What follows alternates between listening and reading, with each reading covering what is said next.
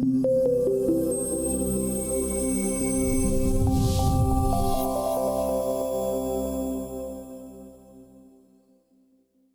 conectados con nosotros aquí a través de la plataforma Zoom y este es el estudio de los miércoles de la Iglesia Comunión de Vida en Lake Norman, North Carolina. Cada miércoles nos reunimos los hermanos de nuestra iglesia en la iglesia, ¿verdad? Cuando estamos en horarios normales para estudiar la palabra del Señor. En esta ocasión, en estos días hemos acudido a las plataformas, ¿verdad?, de las redes sociales y vía Zoom y vía Facebook estamos transmitiendo estos estudios bíblicos. Nuestros servicios son todos los domingos a las 9 de la mañana aquí en el área de Lake Norman, específicamente en Cornelius. Y los estudios bíblicos los miércoles a las 7 de la noche. También tenemos grupos comunitarios que se reúnen los viernes y también los sábados en diferentes áreas cercanas a Lake Norman. La semana pasada comenzamos un estudio bíblico que se titula Enséñanos a orar y ya habíamos trazado varios puntos del estudio bíblico. Algunos hermanos de la iglesia ya tienen citas bíblicas para poder leerlas en transcurso del estudio y comenzamos con ese estudio y nos gozamos. Recibí el testimonio hoy en la tarde de una de las hermanas de nuestra iglesia que había ciertas lagunas en su vida en la oración y con simplemente la mitad de este estudio que ella escuchó la semana pasada, la ayudó mucho en muchas de esas lagunas que ella tenía respecto a lo que era la vida en oración. Yo no me considero un experto de la oración, yo admiro a esas columnas de las iglesias que oran a diario más de una vez o dos. No me considero un experto en eso, pero sí me gusta estudiar el tema para mejorar en la vida y hacer que la iglesia a la que pertenezco también mejore. Agradecemos que ya están entrando los hermanos en la plataforma de Zoom y agradecemos a los que ya nos están escuchando en la plataforma de Facebook Live. Gracias a nuestro hermano Rafael, a nuestra hermana Joana, a nuestra hermana Tere Negrón y a la familia Rivera, que los vemos ya ahí conectados. Así que vamos a dar un repaso breve de los puntos que corrimos la semana pasada y que discutimos para que las personas que se conectan hoy tengan una idea de lo que estuvimos hablando acerca de la oración. Así que comenzamos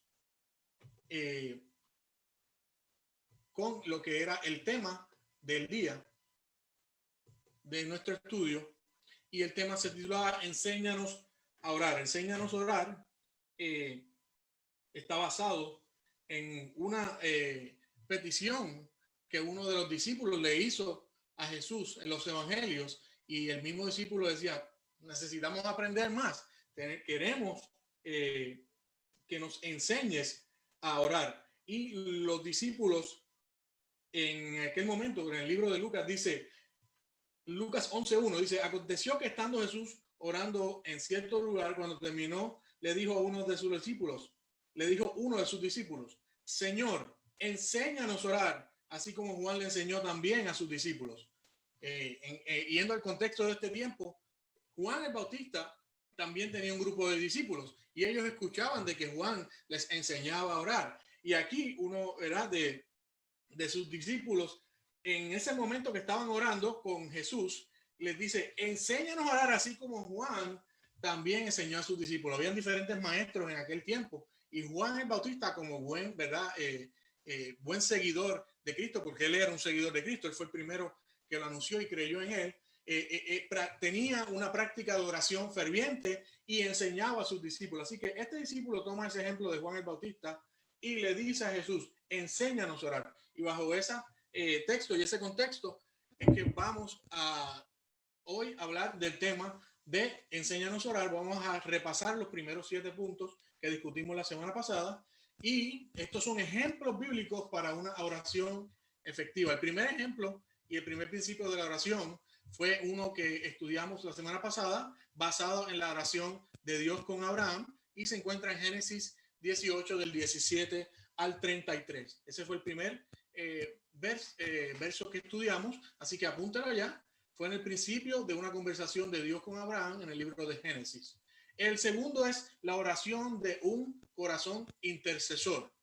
Y ese fue en el libro de Éxodos, lo leímos en los versículos 11 a 14 y 30 al 34, y hablaba acerca de, ¿verdad?, de Moisés y la intercesión de Moisés sobre el pueblo, un pueblo que venía de Egipto, venía con costumbres paganas, se había mezclado religiosamente, adoraban a otros ídolos, y por tanto Moisés, cada vez que veía a este pueblo que estaba haciendo lo incorrecto delante del Señor, intercedía por ellos. Así que eso lo encuentra en el libro de Éxodo, en el capítulo 32, también en el capítulo 30. Ese fue el segundo punto que hablamos, la oración del intercesor. Estoy repasando los puntos de la semana pasada. Dice, el tercer punto que estuvimos discutiendo fue Josué y sus guerreros se paran en la brecha. ¿Cómo prepararnos para poder hacer frente a la situación que estemos enfrentando, ya sea una crisis familiar, ya sea una crisis económica, alguna crisis emocional en nosotros,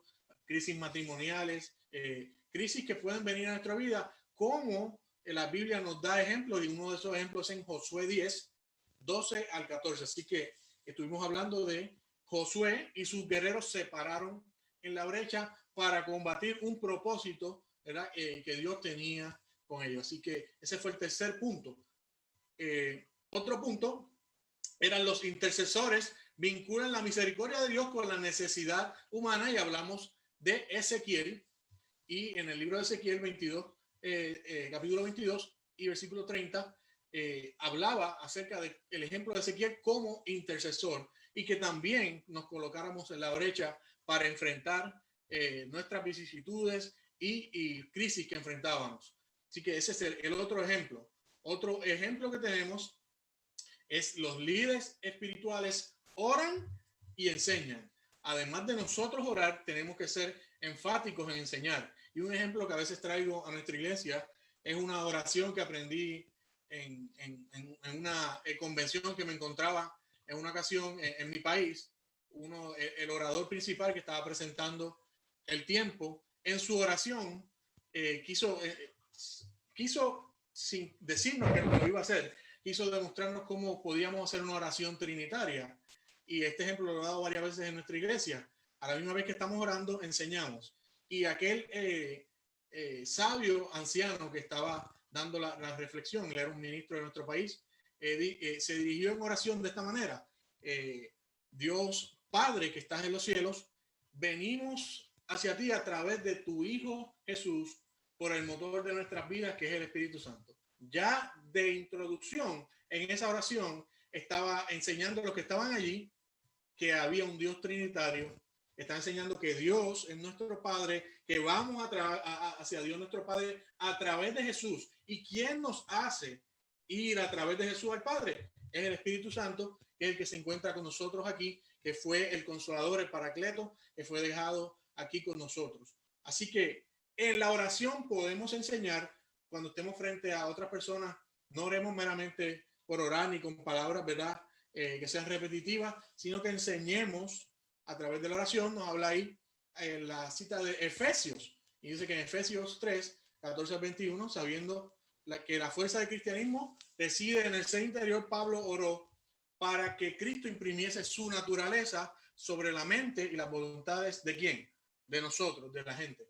Y que uno de esos principios es que la voluntad del Señor, la naturaleza, lo que quiere el Señor para nosotros, vaya, ¿verdad?, a nuestras mentes, y que nosotros podamos internalizar eso. De modo que si nuestra mente está ajustada a la mente de Cristo, va a ser una oración más eficaz.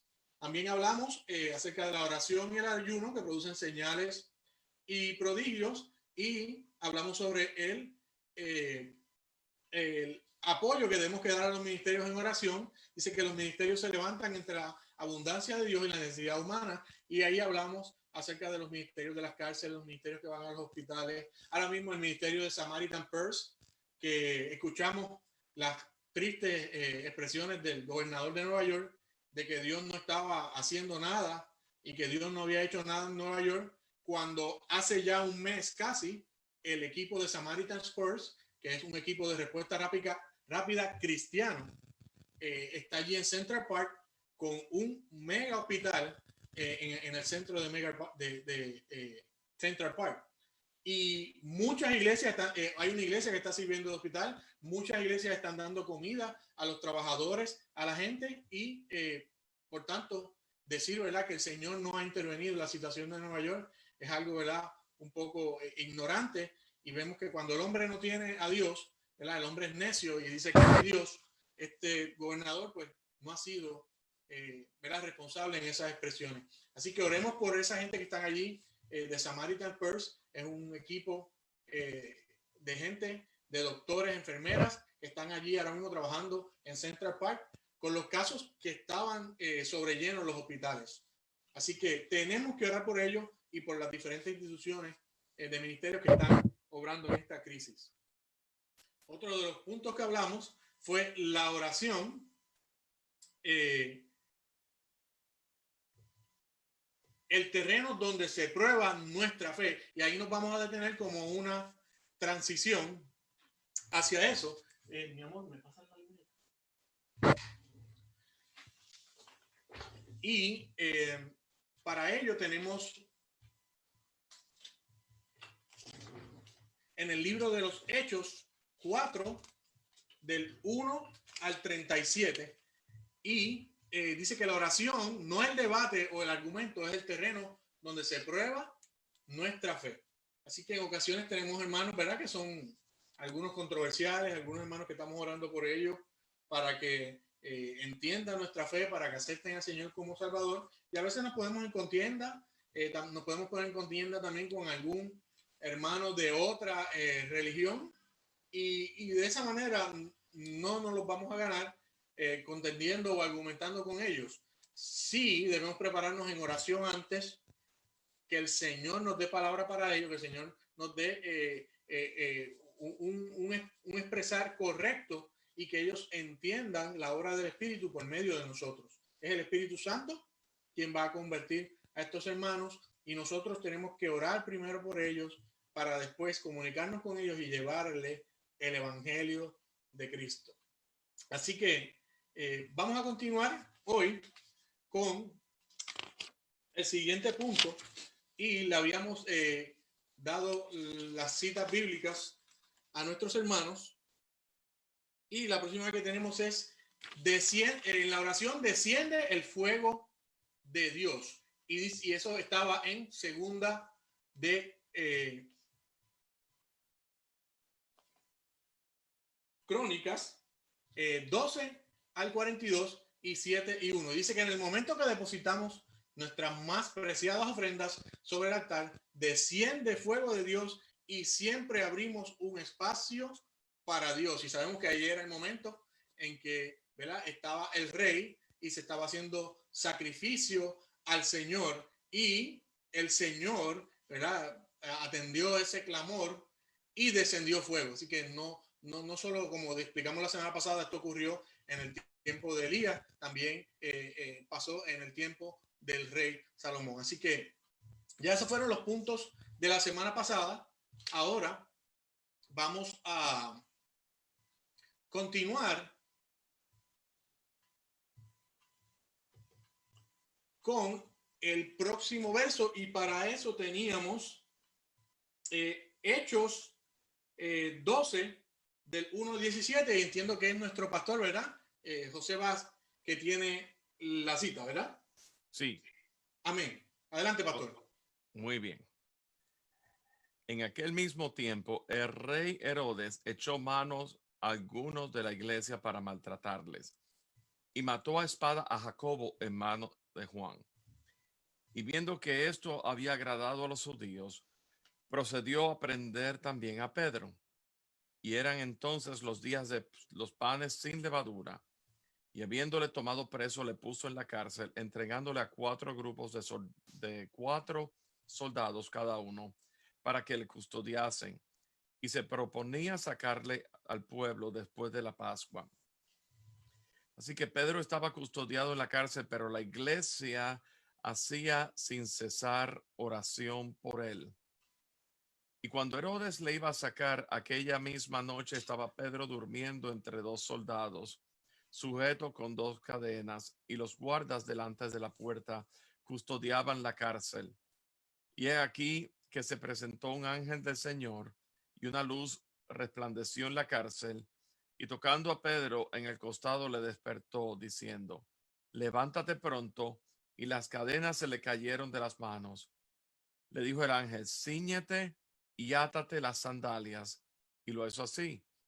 Y le dijo: envuélvete en tu manto y sígueme. Y saliendo le seguía, pero no sabía que era verdad lo que hacía el ángel, sino que pensaba que veía una visión. Habiendo pasado la primera y la segunda guardia, llegaron a la puerta de hierro que daba a la ciudad, la cual se les abrió por sí misma, y salidos pasaron una calle. Y luego el ángel se apartó de él. Entonces Pedro, volviendo en sí, dijo: ahora entiendo verdaderamente que el Señor ha enviado a su ángel y me ha librado de la mano de Herodes y de todo lo que el pueblo de los judíos esperaba. Y habiendo considerado esto, llegó a casa de María, la madre de Juan, el que tenía por sobrenombre Marcos, donde muchos estaban reunidos orando. Cuando llamó Pedro a la puerta del patio, salió a escuchar una muchacha llamada Rode, la cual reconoció la voz de Pedro. De gozo no abrió la puerta, sino que corriendo adentro dio la nueva que Pedro estaba a la puerta. Y ellos le dijeron: estás loca. Pero ella aseguraba que así era. Entonces ellos decían: es un ángel. Mas Pedro persistía en llamar, y cuando le abrieron y le vieron, se quedaron atónitos. Pero él, haciéndoles con la mano señal de que se callasen, les contó cómo el Señor le había sacado de la cárcel. Y dijo: haced saber esto a Jacobo y a los hermanos. Y salió y se fue a otro lugar.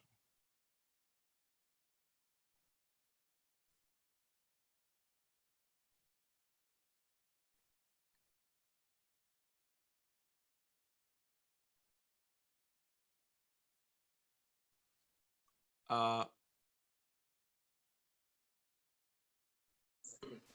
Sí, ahora sé que el pastor va a tener un comentario al respecto de esto, pero dice el comentario del autor, dice que las grandes liberaciones vienen a través de la oración, a veces tan sorpresivamente que nos cuesta trabajo creerlo. Adelante, pastor. sí, dame un segundito aquí. Ok.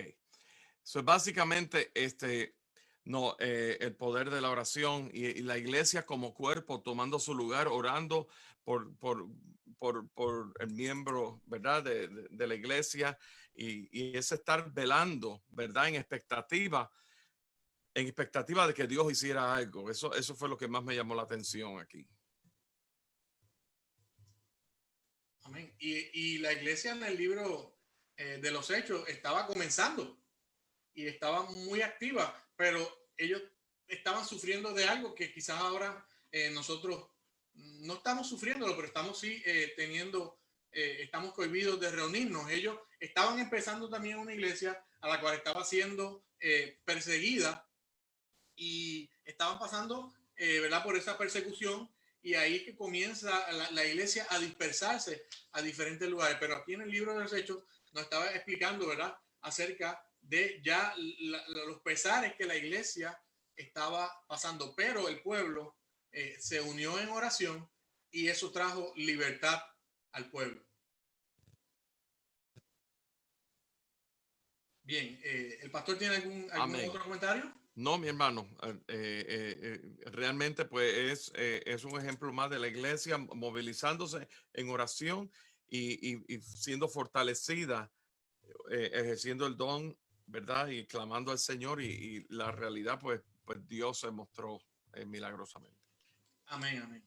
Gloria al Señor, qué bueno.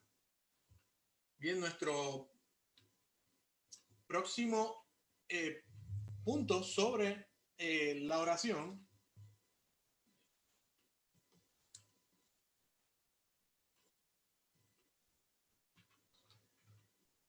nos habla acerca de la oración modelo, y esa oración modelo es el Padre Nuestro. Dice, la oración del Señor contiene 7 tópicos principales, cada uno de los cuales presenta una necesidad humana.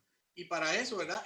Tenemos a nuestra hermana allá en la familia Rivera, la mamá de nuestra hermana Lourdes, que tiene la cita de Mateo 6, 9 al 13.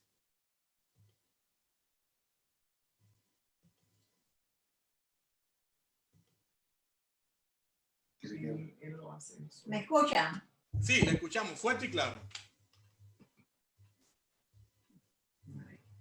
Vosotros pues oraréis así: Padre nuestro que estás en los cielos, santificado sea tu nombre.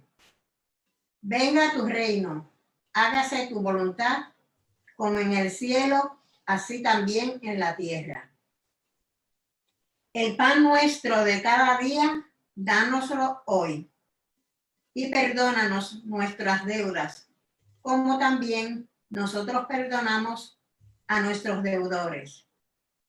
Y no nos metas en tentación, mas líbranos del mal, porque tuyo es el reino y el poder y la gloria por todos los siglos. Amén. Amén. Gracias, hermana. ¿Algo que decir sobre el Padre Nuestro que le llame la atención o que le ministre en esa oración? Bueno, esta es una oración que yo siempre la he cogido como mía también, porque por muchos años, aunque cuando era católica, pues también se hacía esta misma oración. Nosotros le decíamos en otra forma, ¿verdad? Bueno, oración era. Sí, como parte del rezo católico, sí. Como parte del rezo católico, sí. Y pues nosotros siempre hacíamos uso de esta oración en todo momento para dirigirnos al Padre, ¿verdad? Para pedirle. Como dice aquí, ¿verdad? Que porque Él es el único que nos puede ayudar, ¿verdad? A hacer su voluntad y a darnos esa guía que necesitamos para poder en el caso mío, pues era para poder guiar mi familia. Y yo oraba, como decía, era que rezaba, pero ahora se dice orar, esta misma oración todos los días. Y antes de fallecer mi esposo, pues hacíamos uso de esta oración también, porque él me pedía que la hiciera siempre, porque para él era importante. Se hacían otras oraciones que pues ustedes tienen conocimiento que nosotros cuando éramos católicos hacíamos, sí. ¿Verdad? Siguiendo dándole seguimiento a esto, pero la más importante era la oración al Padre Nuestro, para pedir ayuda a Él, que nos guiara. Amén. Qué bueno. Yo, cuando él estaba en cama, casi, ¿verdad? Que en el 2018, que fue que falleció, ya, pues, hacíamos esa oración todos los días. Y como siempre también, para ese tiempo, Lourdes y Peter estaban en nuestra casa. Cuando mi esposo falleció, se oraba mucho para, ¿verdad? Para que él tuviera esa paz que se necesita para ir a esa otra parte, ¿verdad? Que sabemos que es la vida eterna la que vamos a tener. Amén. Más allá. Hay mucha gente que no lo entiende o no tienen conocimiento, pero sabemos que eso es lo que nos espera. Así es, así es. Hay una vida eterna más allá y tenemos que estar en el Señor. Y qué bueno, ¿verdad? Que tenía ese apoyo también de otros miembros de la familia, ¿verdad? Para que ese último tiempo, ¿verdad? Que tuvo su señor esposo fuera un tiempo, ¿verdad? De paz. Porque es algo que la oración, sin duda, nos trae paz. Qué bueno, hermana. Sí, fue muy especial, verdaderamente. Bueno. Para mí, tenerlos a ellos en mi hogar en ese momento en que mi esposo, pues, en nuestra casa, porque él falleció en la casa, partió, ¿verdad? De este mundo. Amén. Gracias por su participación. Nos gozamos, ¿verdad?, en el testimonio. Y mi mamá y yo, ella siempre ha sido criada en la fe protestante, ¿verdad? Cristiana protestante y evangélica. Pero yo antes de acostarme estaba allí siempre y mami se asomaba por la puerta y antes de acostarme me decía, ¿dijiste el Padre Nuestro? Y ella siempre me decía, antes de acostarte, di el Padre Nuestro. Ella quería que yo pidiera perdón al Señor, ella quería que yo me acordara siempre del Señor, ella quería que yo estuviera bien delante del Señor siempre antes de dormir. Y fue algo que, miren, les confieso, cuando yo voy a hacer una oración y estoy orando en mi recámara, yo incluyo el Padre Nuestro. A veces lo tomo como oración inicial y por ahí continúo. Sí, es algo ya, ¿verdad?, que está en mí. Mi mamá desde pequeño, cuando yo siempre iba a dormir, pues lo hacía. ¿Dijiste el Padre Nuestro? Esa era la pregunta final del día. ¿Dijiste el Padre Nuestro? Si lo dijiste, te puedes dormir. Así que qué bueno, nos gozamos. Acerca del Padre Nuestro, y gracias, hermana, ¿verdad?, por su participación. Siempre es bien importante y me encanta siempre escucharla leer porque usted lee muy claro y tiene, ¿verdad?, esa elocuencia en la lectura. Gracias siempre, ¿verdad?, por su participación. Y el Padre Nuestro cuenta con unas partes, ¿verdad? Y el autor de esta estudio nos dice que la primera parte del Padre Nuestro es la necesidad paternal. Hay una demostración en que Jesús, ¿verdad?, nos está dando un ejemplo de que tenemos, ¿verdad?, que ir al Padre, que nosotros tenemos un Padre y hay una necesidad paternal en ello. El mismo Jesús oraba ¿a quién? Él oraba al Padre. Y ese es un ejemplo que Él nos está dando para nosotros mismos. Nosotros tenemos un Padre que está en los cielos y tenemos que dirigirnos a Él en oración. ¿Y cómo lo hacemos? Lo hacemos a través de nuestro Señor Jesucristo.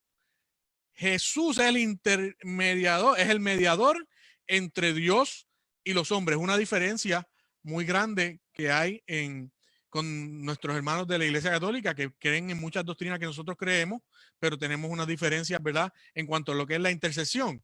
Y ellos acuden a lo que son los santos de la iglesia y algunos padres de su iglesia. Y ellos rezan con esos santos y esos personajes, inclusive, ¿verdad?, la persona de María, la madre de Jesús. Y ellos rezan a estos ídolos. Algunos ya no lo hacen, gracias a Dios, porque han entendido que son ídolos y no debemos de rezar frente a ídolos, pero algunos continúan utilizando como intercesora a María. Y nosotros no tenemos nada contra María. María fue una mujer escogida por Dios. Él era una mujer santa, la cual Dios escogió. Era una doncella, una joven, en cual era ejemplar en su comunidad y Dios la escogió para que fuera la portadora, ¿verdad?, de el niño Jesús. Así que hay una necesidad y nosotros no utilizamos como intercesor a ningún santo. Nosotros no utilizamos como intercesor a María, la madre de Jesús, sino que nuestro intercesor es Jesús para con el Padre.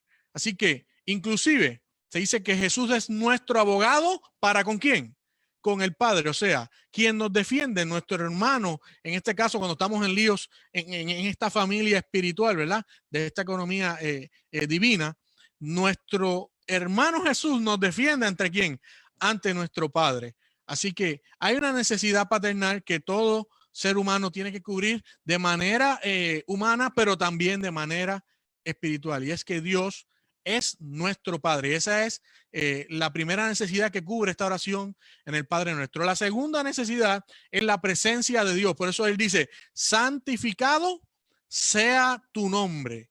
O sea, ante el reconocimiento de la presencia de Dios en el lugar que nos ponemos a orar, nosotros santificamos el nombre de Cristo. Nosotros santificamos a Dios Padre, a Dios Hijo.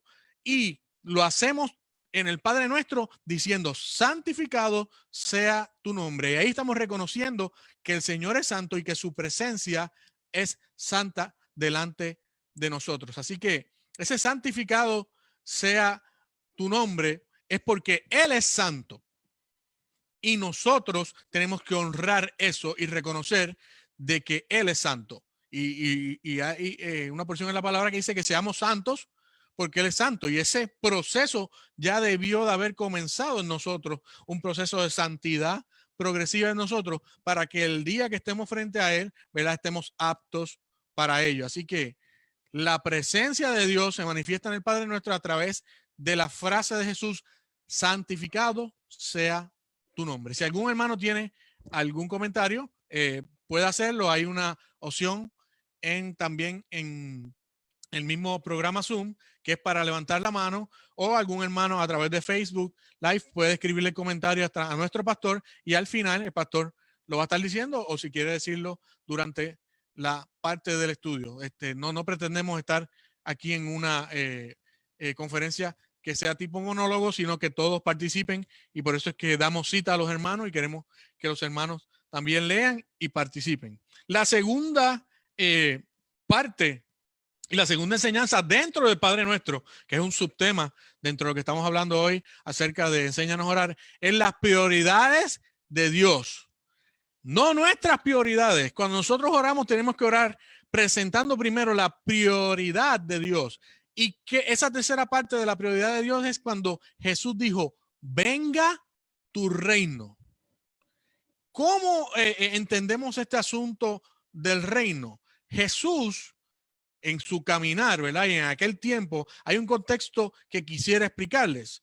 Cuando Jesús se para y dice: el reino de los cielos se os ha acercado, Jesús no estaba diciéndole que venía un nuevo sistema de reino allí, que iba a dominar la política, que iba a controlar a Roma, que iba a controlar el desfase económico de pobreza y riqueza que habían allí. 80% de la gente eran pobres, 20% de las 80% de las personas eran pobres, 20% de las personas eran ricas, muy parecido, ¿verdad?, al tiempo de hoy.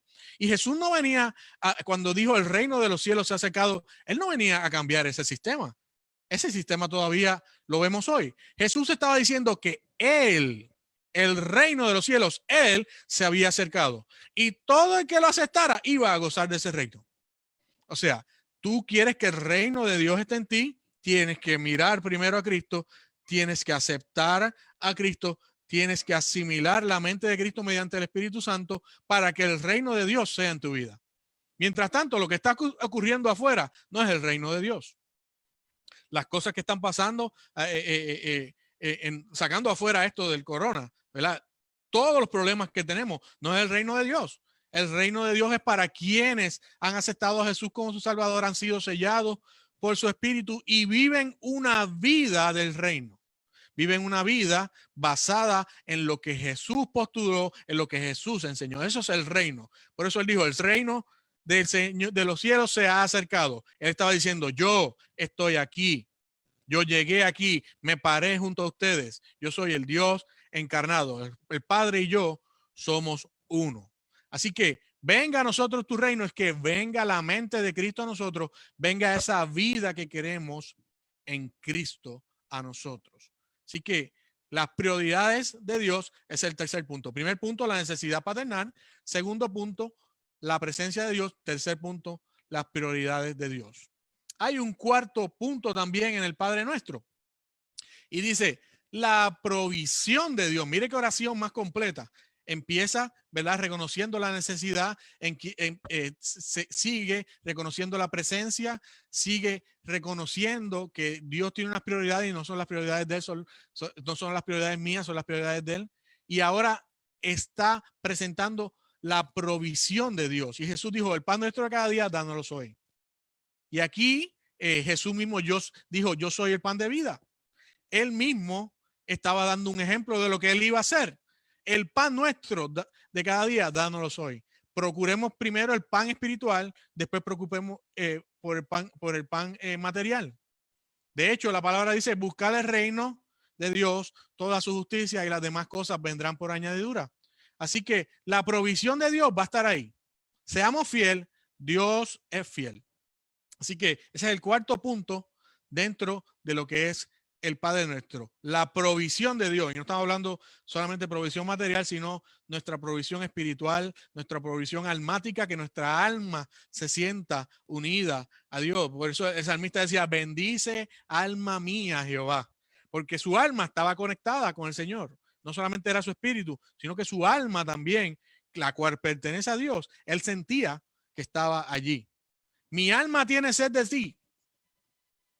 También necesito de tu provisión. Mi alma tiene sed de ti. Es que yo necesito de esa provisión de Dios para que mi alma sea llena. No solo mi espíritu. Mi espíritu se comunica con el Señor a través del Espíritu de Dios, y el Espíritu de Dios nos habla. Pero la provisión de Dios espiritual es necesaria. Así que el pan nuestro de cada día, la palabra es nuestro pan, la oración es nuestro pan y la provisión de Dios es nuestro pan. Así que Él está atento para proveernos. ¿Algún hermano con algún comentario, algo que quieran resaltar?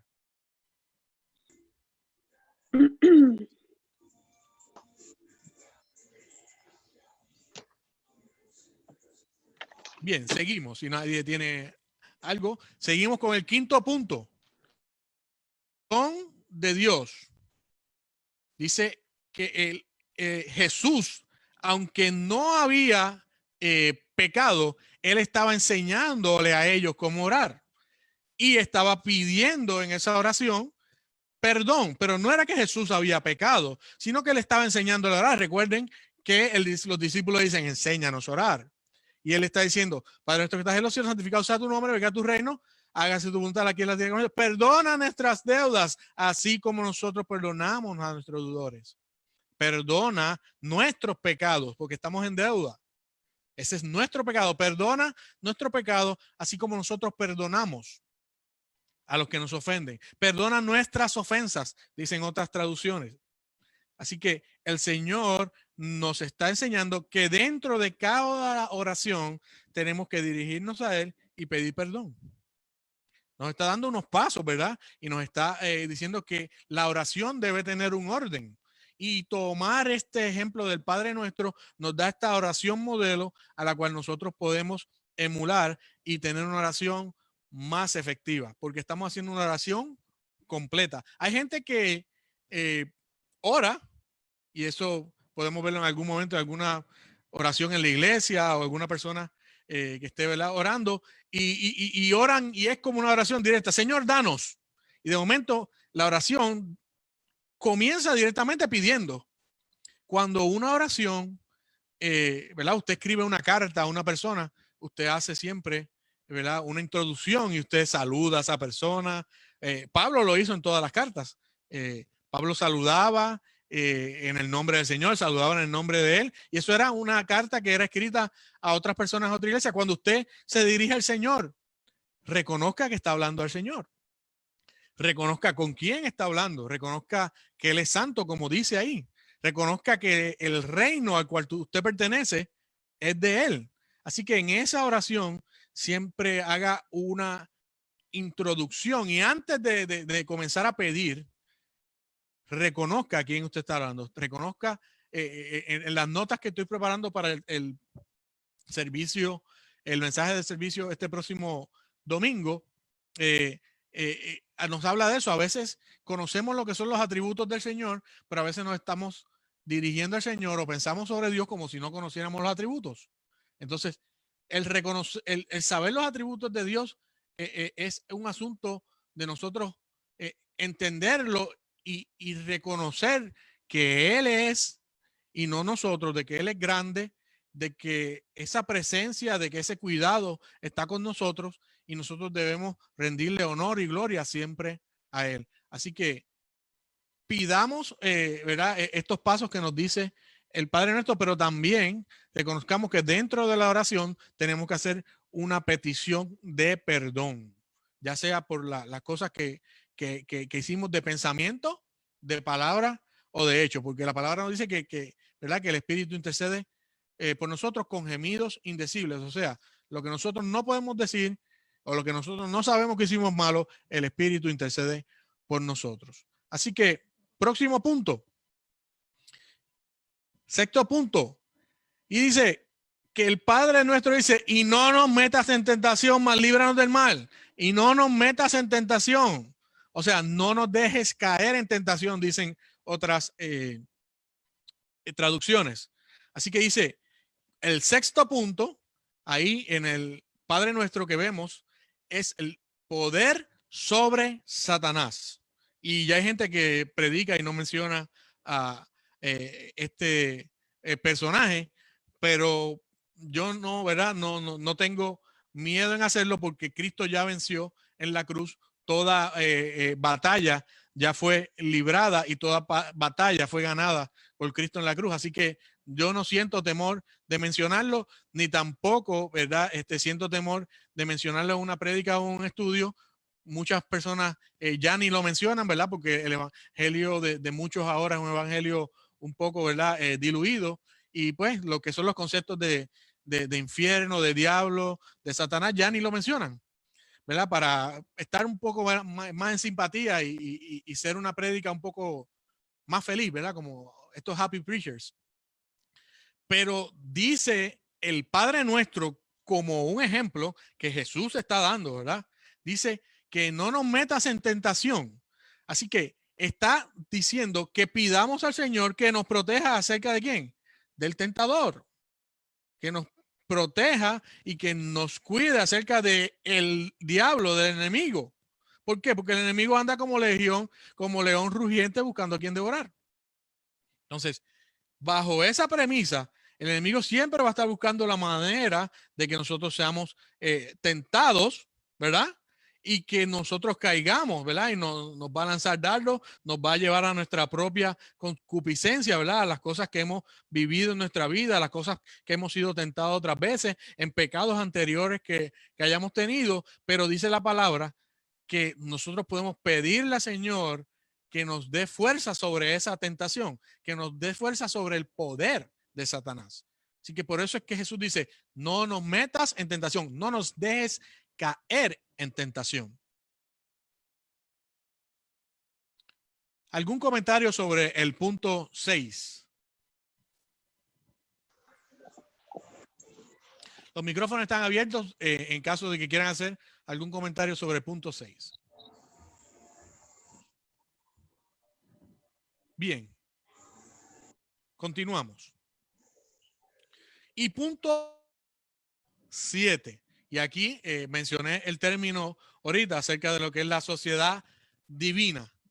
Y la sociedad divina no es la sociedad que nosotros pertenecemos secular afuera, la sociedad, ¿verdad? Que está allá afuera de nuestras casas, que nosotros sí nos tenemos que relacionar, pero no pertenecemos a ella. Nosotros pertenecemos a lo que le explicaba anteriormente, que es el reino. Pero hay una sociedad divina y esa sociedad divina es el reino de Dios. ¿Por qué el Padre Nuestro termina de esa manera? Dice, porque tuyo es el reino, el poder y la gloria por los siglos. Porque desde el principio de los siglos, desde su eternidad, siempre Dios ha sido el que tiene dominio de los tiempos. Siempre ha sido el que ha tenido dominio en su reino. Porque tuyo es el reino es reconocer de parte de nosotros que de Él es todo. El mundo, la tierra, su plenitud y lo que Él habita, todo es de Él. De hecho, Jesús dijo, toda potestad me es dada en el cielo y en la tierra. Nos dice también la palabra que a Él fueron, que por Él fueron hechas todas las cosas, que para Él fueron hechas todas las cosas, que en Él fueron hechas todas las cosas. Así que todo lo que está en esta sociedad divina, en el reino de Dios, pertenece a Cristo, pertenece al Señor, pertenece a Dios. Y nosotros tenemos que reconocer eso, reconocer que nosotros no tenemos nada. Por eso siempre hablamos en el punto de lo que es la mayordomía. Lo que usted tiene no es suyo. Esto no es mío. Esto es del Señor. Esta pared de este lugar no es mía, es del Señor. Cuando Jesús lo tenían allí enjuiciado y estaba de frente a Pilato, y Pilato le dijo, mira, yo puedo hacer lo que quiera. Y Jesús le dijo que el poder que él tenía no era un poder de él mismo, que era un poder que Dios mismo le había dado. Así que aún los poderes que tienen los gobernantes es Dios mismo que se los da. Que hay sociedades que tienen los gobernantes que merecen. Sí, sí, hay sociedades que tienen los gobernantes que merecen. Y eso Dios lo permite en su voluntad. Así que sociedad divina, el reino de Dios se acercó ya a nosotros a través de Cristo. Ya está, ya el reino de Dios está en su pueblo y nosotros tenemos que reconocer que ese reino es de Él, que de Él es toda la gloria, toda la honra, que Él es el Dios soberano, que Él es el Dios absoluto. Así que ahí este subtema del Padre Nuestro y estos 7 puntos de los que el Padre Nuestro hablan. Ahora vamos con el próximo punto. Y la persona que tiene primera de Juan 5, 14 a 15, que es nuestra hermana Iva, ya se prepara en unos minutos para leerlo. Dice, orar es estar de acuerdo con la voluntad de Dios. Y es muy raro, ¿verdad? Que hay gente que a veces en su ignorancia le han pedido a Dios que Dios haga una cosa que Dios no puede hacer. Escuchaba en una ocasión un mensaje de John Piper y decía que él iba a hacer una oración egoísta, una oración que no tuviera sentido, una oración la cual él sabía que Dios no iba a responder. Entonces viene y da el ejemplo y cierra los ojos en esa prédica y empieza a decir, Señor, yo quiero la esposa de mi amigo. Señor, yo quiero que la pornografía sea buena. Señor, yo no quiero trabajar y que el dinero me llegue. Señor, yo quiero tantas cosas. Y hacía un montón de peticiones a Dios, las cuales sabíamos que el Señor no iba a complacer, pero él estaba dando un ejemplo de que a veces le pedimos al Señor cosas que sabemos que no están en su palabra. Y si son cosas que no están en su palabra, pues no son una oración que está de acuerdo a la voluntad del Señor. Así que si lo encuentra, ¿verdad? Es un videoclip de nuestro hermano John Piper, que es uno de los predicadores, ¿verdad?, más grandes que ha tenido este último siglo, ¿verdad? Y está dando ejemplos de cómo no orar. El próximo punto, ¿verdad? El comentario de este punto es, orar es estar de acuerdo con la voluntad de Dios. Orar con la voluntad de Dios es que la fe de nosotros, ¿verdad?, no sea inmadura. Y dice, la fe inmadura trata de manipular a Dios. Busca caminos cortos y fórmulas que garanticen una respuesta a cualquier petición. Y la oración no es así. La oración no es una manera de nosotros buscar atajos con Dios. La oración no es una manera de nosotros pedirle a Dios algo que Dios no va a hacer. Usted no puede manipular a alguien que es más grande que usted. Es como cuando su hijo era pequeño y era chiquito, ¿verdad? Y trataba de manipularlo para que usted hiciera lo que le hiciera. Y ella empezaba a hacer como un pataleteo y empezaba a mover las piernas, y lo que se le llama pataletear, ¿verdad? Cuando está pataleteando para que usted lo atienda. No, con el Señor no podemos ser así. Sí, el Señor Jesús nos dio el ejemplo de que oremos sin cesar. Dice, orad sin cesar. Es algo que tenemos que hacer por obediencia, pero esa oración no puede ser una oración de manipulación. Así que nuestra hermana Iva, si puede leernos primera de Juan 5, 4 y 15.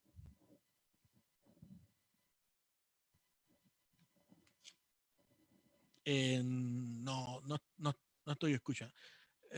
Verifica el micrófono ya.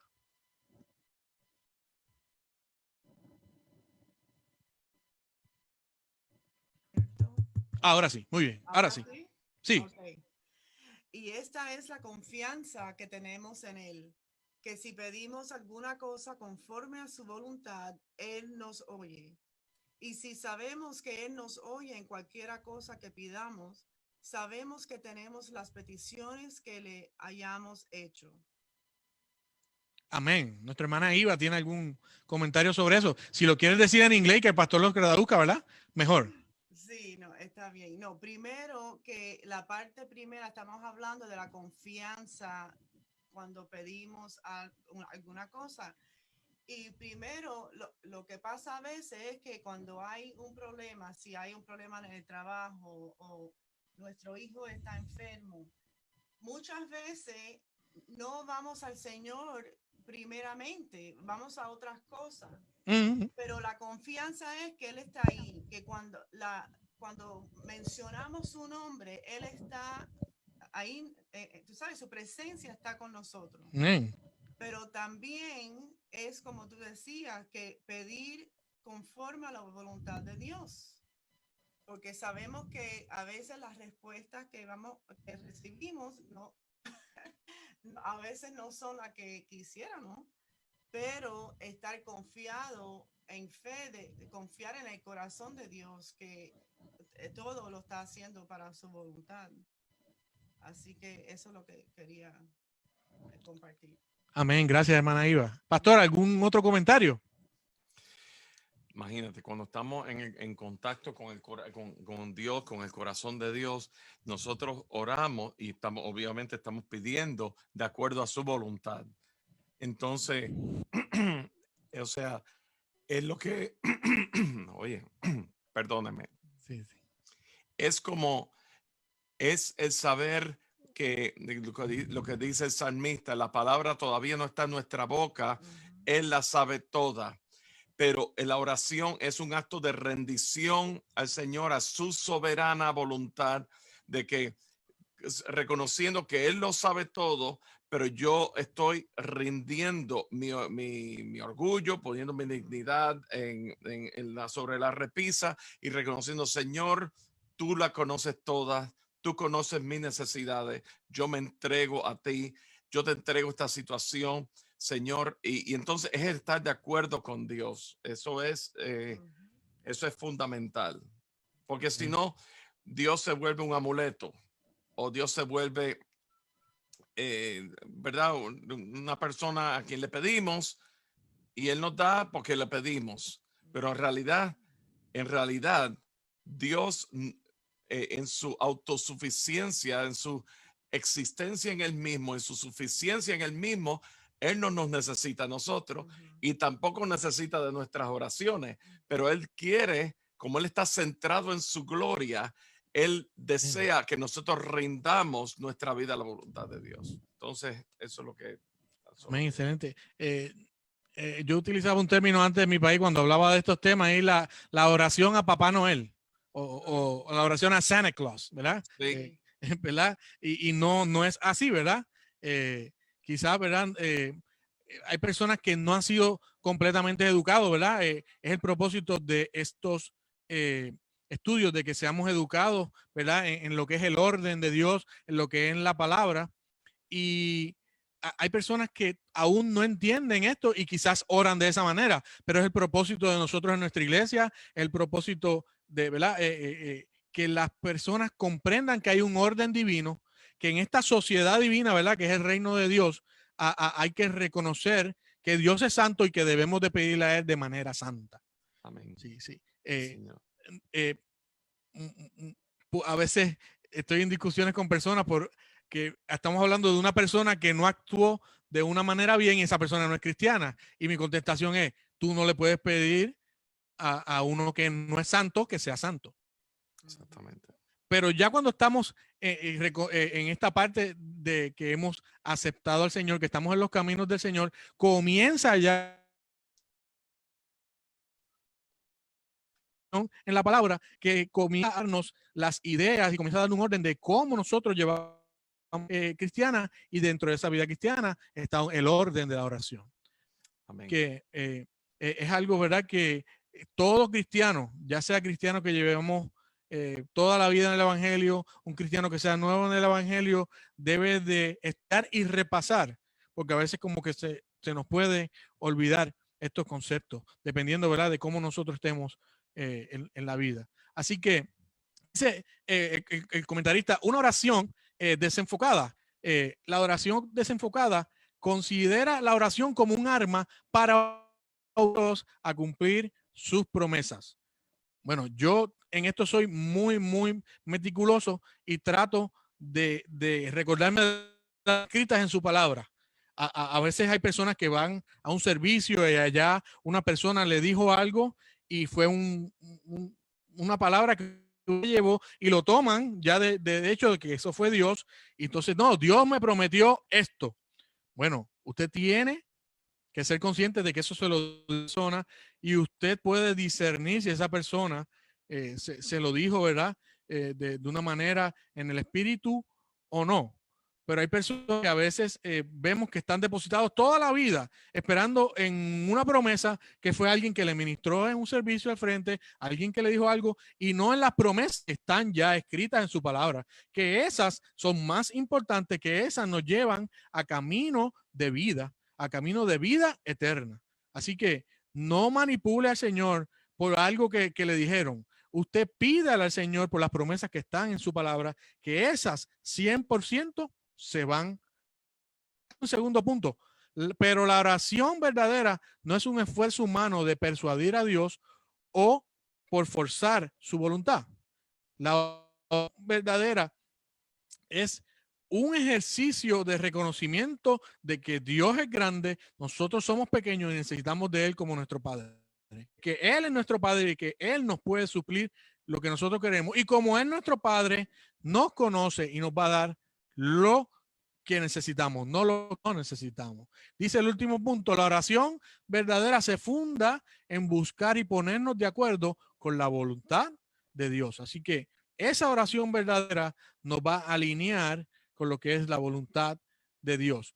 Así que ya estamos para el último punto. Son ya las 8 de la noche, ¿verdad? No queremos extendernos más. Y tenemos a nuestra hermana Joana Chirinos, ¿verdad?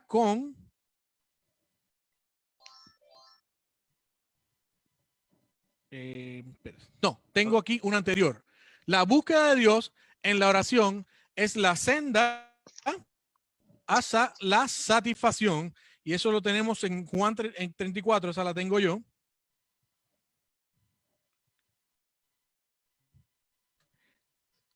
Y esa la tenemos en Juan 34, 4:34. Y dice, mi comida es hacer la voluntad del que me envió y llevar a cabo su obra. ¿Por qué Jesús dijo eso cuando, ¿verdad?, se está hablando acerca de lo que es la satisfacción? Porque nosotros a veces estamos buscando satisfacción mucho en lo material, en lo que comemos, en lo que podemos tener o no. Y allí en ese momento los discípulos estaban preocupados porque Jesús no había comido y ellos estaban tratando, ¿verdad?, de satisfaciera comiendo. Sin embargo, Jesús le contesta en ese momento de que su comida, ¿verdad? Dicen, yo tengo para comer una comida que ustedes, fue lo que le dijo anteriormente. Entonces los discípulos decían entre sí, ¿le habrá traído a alguien de comer? Y Jesús le dice, mi comida es hacer la voluntad de Dios y llevar a cabo su obra. Y eso es lo que tenemos que buscar nosotros en oración. Buscar seriamente a Dios nos llevará a hallar la fuerza espiritual y la acción plena. Así que nosotros estamos buscando pan para nosotros, pan para nuestra vida, buscamos estar satisfechos. La comida que debemos es la comida y el pan espiritual. Y Jesús nos lo dijo, hacer la voluntad del Señor es comida para nosotros. Así que es un punto muy profundo, ¿verdad? Que nos trae el autor. Ahora sí, nuestra hermana Joana, vaya buscando el Salmo 51, del 1 al 19. Y este último punto, vamos a cerrarlo con broche de oro. Es una cita bíblica exquisita. Los salmos para mí, de hecho, este próximo domingo voy a estar predicando acerca de los salmos. Así que dice, David pide gozo y la presencia de Dios. Y dice, David clamó no solo por perdón, sino por pureza, no solo por opción, sino por ser aceptado, no solo por consuelo, sino por completa limpieza de pecado. Así que tenemos a nuestra hermana Joana Chirín con el Salmo 51, 1 al 19. Adelante, Joana. Ok.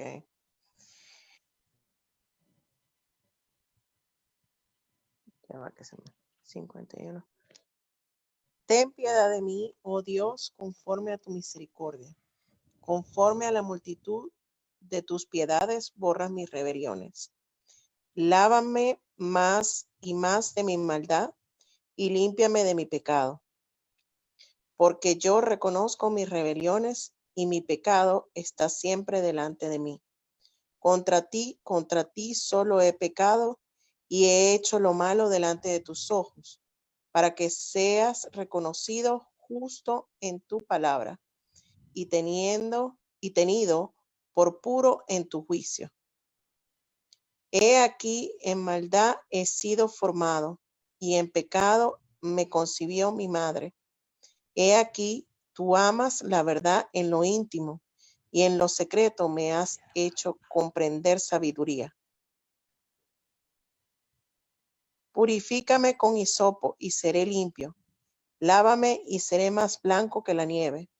Hazme oír gozo y alegría, y se recrearán los huesos que has abatido. Esconde tu rostro de mis pecados y borra todas mis maldades. Crea en mí, oh Dios, un corazón limpio y renueva un espíritu recto dentro de mí. No me eches de delante de ti y no quites de mí tu Santo Espíritu. Vuélveme el gozo de tu salvación y espíritu noble me sustente. Entonces enseñaré a los transgresores tus caminos y los pecados se convertirán a ti. Líbrame de homicidios, oh Dios, Dios de mi salvación. Cantará mi lengua tu justicia.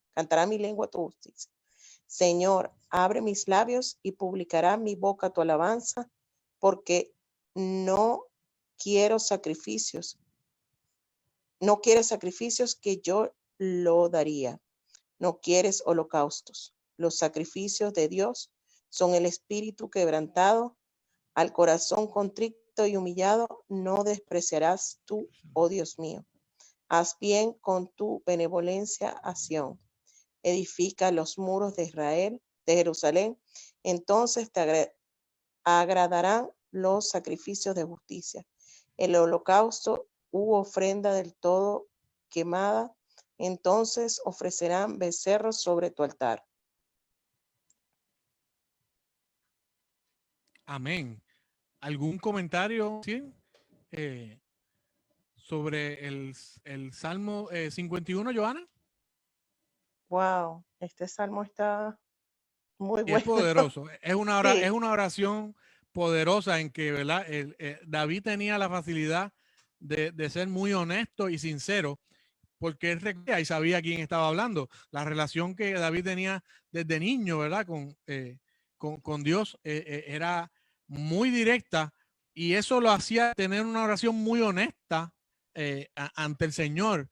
Y él sabía que el Señor conocía su condición. Por eso David, cuando oraba, era tan específico en exteriorizar lo que él sentía, pero también en reconocer lo que él sabía acerca de Dios. Adelante, Joana. Así es. Y lo importante de que ya cuando vamos a la presencia delante del Señor, a orar, a pedir, a clamar por el Señor, debemos llevar ese corazón contrito y dispuesto para con el Señor, reconociendo todas nuestras faltas, reconociendo todos nuestros pecados. Y aquí viene lo que ya has venido hablando del Padre Nuestro, de cuando venimos al Señor, saber y poner delante de Él nuestros, ¿verdad? Nuestros pecados, lo que hemos hecho, y también reconocerle como todopoderoso y venir con el corazón contrito y alegre a ofrecernos para que Él haga su voluntad y por medio de nosotros, como dice aquí, traer más almas a ti, pues servirle Amén, al amén. Señor y poder traer almas a Él. Que te fortalece en tu ministerio, en lo que haces por el reino de Dios. Así es. Amén. Bien, bien. Pues, Ana, por tu participación y como vemos, este último punto que nos trae el autor dice que pidamos gozo, ¿verdad? En la presencia del Señor. y un día estaba hablando en la iglesia y que el gozo y la felicidad no es lo mismo. La felicidad es algo que va y viene, pero el gozo del Señor sí debe de permanecer en nosotros siempre. Lo hizo el apóstol Pablo, lo hacía Jesús. Jesús siempre tenía una palabra la cual fortalecía al que la hablaba, una palabra a la que enseñaba. Así que nosotros debemos también tomar esos ejemplos de nosotros tener el gozo de la salvación con nosotros y siempre dar una buena imagen de lo que es el cristiano. No debemos de andar diciendo que somos cristianos y dando una imagen de que somos cristianos. No estoy diciendo a nuestros oyentes ni televidentes de cristianos amargados, porque es que no cabe el que una persona está en Cristo pierda el gozo a nivel de que se le demuestre amargura y alguien que no es cristiano diga, yo no quiero ser cristiano, porque si ser cristiano es ser amargado, cristiano es tener el poco entusiasmo que tú tienes, no quiero serlo. Así que pidámosle ese gozo al Señor. ¿Y cómo podemos llegar a ese gozo? Entrando en su presencia, entrando en lo que es esa sociedad divina de su reino. Y ahora nos dice que David así, de esa manera, lo hacía. Así que tenemos un gran ejemplo aquí en el Salmo 51 y cerramos, yo diría, con broche de oro el estudio presentando esta oración de David. Así que, hermanos, ya no nos queda más tiempo. Queremos recordar la página de YouTube de Comunión de Vida. Está siendo ahora más accesible y haciendo una labor genial en organizar esta página por temas. Así que él está organizando la página y usted puede accesar y los temas que usted ve allí ya están organizados y usted puede escucharlos. Hay temas predicados por diferentes hermanos de nuestra iglesia y es como una biblioteca de todo el material que se da en comunidad, materiales de predicación o de estudio. Así que en estas predicaciones hay material gráfico que usted, además de estar escuchando y viendo al predicador, usted también está viendo las gráficas como las ve aquí. Así que si usted está más interesado en lo que es el tema de la oración, ya ahí en esa biblioteca, en el canal de YouTube de Comunión de Vida, usted puede accesar a ello. ¿Cuál es la intención de esto? Hermano, que su oración sea más eficaz, que su vida cristiana sea más, que esta sociedad divina del reino de Dios, ¿verdad? Que usted pertenece, sea una vida agradable ante el Señor, que sea una vida mejor, porque nosotros tenemos unas promesas en el Señor y es que si estamos trabajados y cargados, cuando venimos a Cristo, Él nos hace descansar. Que si nosotros estamos pasando por una crisis, Él promete estar con nosotros hasta el fin del mundo. Él nos promete que el día que tengamos que defendernos ante el maligno, Él nos va a dar cómo defendernos. Él nos promete que nos va a dar sustento en todo momento. Así que nosotros queremos que usted aprenda eso y que usted se solidifique en la palabra. Que no sea un cristiano de la secreta, que no sea un cristiano, como dirían, la persona que no sabe leer se le dice cristiano, la persona que no sabe leer se le dice analfabeto. Nosotros no buscamos ser cristianos analfabetos. Yo no quiero ser un cristiano analfabeto. Yo quiero ser un cristiano que conoce la palabra, que la trace y quiero que mi servicio también así lo seamos. Usted está ya en ese camino porque usted está estudiando la palabra, pero cada día necesitamos más. La palabra es un recurso eterno e infinito y de él nunca se va a acabar el conocimiento que podemos obtener. Muchas gracias, hermanos.